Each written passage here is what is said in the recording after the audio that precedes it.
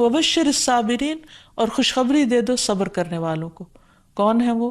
کہ جب انہیں کوئی مصیبت آتی ہے تو وہ کہتے ہیں انا للہ و انا الیہ راجعون، بے شک ہم اللہ کے لیے ہیں اور اللہ ہی کی طرف پلٹ کر جانے والے ہیں۔ اولئک علیہم صلوات من ربہم ورحمہ، ایسے لوگوں پر اپنے رب کی طرف سے نوازشیں ہیں اور رحمت ہے۔ واولئک هم المہتدون، اور یہی سیدھی راہ پر ہے، ہدایت یافتہ ہے۔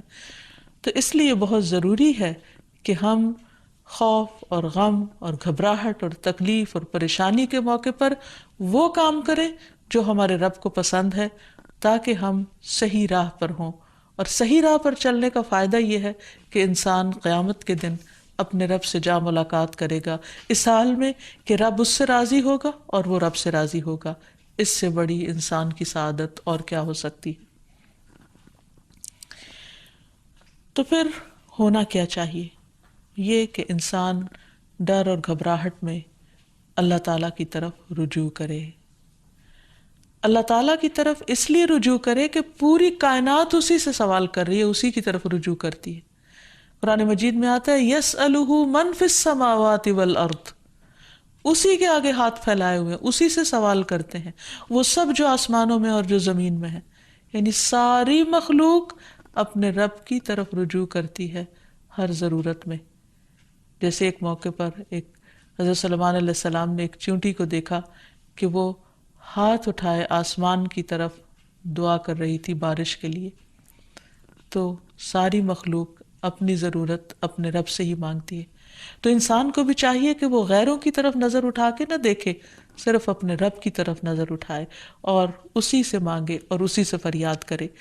لیکن یہ یاد رکھے کہ جب رب سے مانگنے کے لیے جائے تو ادب اور احترام کا تقاضا یہ ہے کہ پہلے رب کی تعریف بیان کرے اور پھر نبی صلی اللہ علیہ وسلم پر درود بھیجے۔ تو اس سلسلے میں اللہ سبحانہ وتعالیٰ کی تعریف کے کچھ اور کلمات ہیں جو آج آپ سے شیئر کریں گے۔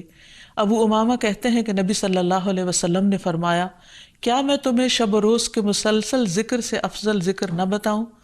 تم کہا کرو سبحان اللہ عدد ما خلق، سبحان اللہ ملء ما خلق، سبحان اللہ عدد ما فی الارض والسماء، سبحان اللہ ملء ما فی السماء والارض، سبحان اللہ ملء ما خلق، سبحان اللہ عدد ما احصا کتابہ، وسبحان اللہ ملء کل شیء۔ میں اللہ کی پاکیزگی بیان کرتا ہوں اس کی مخلوق کی گنتی کے برابر، میں اللہ کی پاکیزگی بیان کرتا ہوں جس سے اس کی مخلوقات بھر جائیں، میں اللہ کی پاکیزگی بیان کرتا ہوں ان چیزوں کی گنتی کے برابر جو زمین و آسمان میں ہیں، میں اللہ کی اتنی پاکیزگی بیان کرتا ہوں جس سے وہ چیزیں بھر جائیں جو آسمان و زمین میں ہیں، میں اللہ کی پاکیزگی بیان کرتا ہوں جس سے اس کی مخلوقات بھر جائیں، میں اللہ کی پاکیزگی بیان کرتا ہوں ان چیزوں کی گنتی کے برابر جن کو اس نے اپنی کتاب میں شمار کیا، اور میں اللہ کی اتنی پاکیزگی بیان کرتا ہوں جس سے ہر چیز بھر جائے۔ پھر تم اسی طرح الحمدللہ کہو، یعنی جہاں سبحان اللہ کہا ہے اسی طرح الحمدللہ کہ میں اللہ کی اتنی تعریف بیان کرتا ہوں۔ تو انسان اللہ سبحانہ وتعالیٰ کی تعریف بیان کرتے ہوئے تھکے نہیں۔ اس تسبیح سے بھی انسان کی بہت سی مشکلات خود بخود حل ہو جائیں گی، اور پھر نبی صلی اللہ علیہ وسلم پر درود شریف پڑھے اور پھر اللہ تعالیٰ سے دعا کرے۔ کیونکہ حضرت انس سے روایت ہے، کہتے ہیں کہ میں نے رسول اللہ صلی اللہ علیہ وسلم کو فرماتے ہوئے سنا کہ اللہ تعالیٰ نے فرمایا، اے ابن آدم، تو جب تک مجھے پکارتا رہے گا اور مجھ سے امید رکھے گا میں تجھے معاف کرتا رہوں گا جو بھی تجھ سے ہوتا رہا، اور مجھے اس کی کوئی پرواہ نہیں۔ یعنی بڑے سے بڑا گناہ معاف کرنا اللہ سبحانہ وتعالیٰ کے لیے کچھ بھی مشکل نہیں۔ تو بہرحال جب انسان پر کوئی آزمائش آئے اور خصوصاً ڈر، خوف اور گھبراہٹ کا وقت ہو تو پھر انسان اللہ سبحانہ وتعالیٰ کی طرف رجوع کرے۔ سب سے پہلے انسان اس کی تحقیق کرے کہ ڈرنے کی وجہ کیا ہے، اس کو انالائز کرے۔ بعض اوقات صرف شیطان انسان کو ڈراتا ہے اور خوف دلاتا رہتا ہے، جبکہ خوف کی کوئی حقیقی وجہ نہیں ہوتی۔ اور پھر جب شیطانی وسوسے بار بار انسان پر حملہ آور ہو تو اس وقت انسان صرف اللہ کو کافی سمجھے، اللہ پر بھروسہ کرے، کیونکہ اسی پر توکل کرنا چاہیے توکل کرنے والوں کو، کیونکہ ہر مسئلے کا حل اسی کے ہاتھ میں ہے۔ پھر یہ کہ انسان صرف اللہ سے ڈرے۔ جو شخص اللہ سے ڈرتا ہے وہ کسی اور سے نہیں ڈرتا۔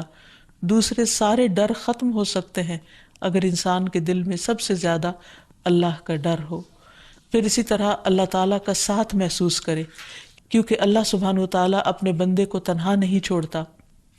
نبی صلی اللہ علیہ وسلم جب ہجرت کر کے مدینہ تشریف لے جا رہے تھے اور راستے میں غار ثور میں آپ نے پناہ لی، تو اس وقت آپ صلی اللہ علیہ وسلم نے حضرت ابوبکر کو یہ کہہ کر تسلی دلائی کہ لا تحزن ان اللہ معنا، غم نہ کرو، یعنی ڈرو مت، اللہ ہمارے ساتھ ہے۔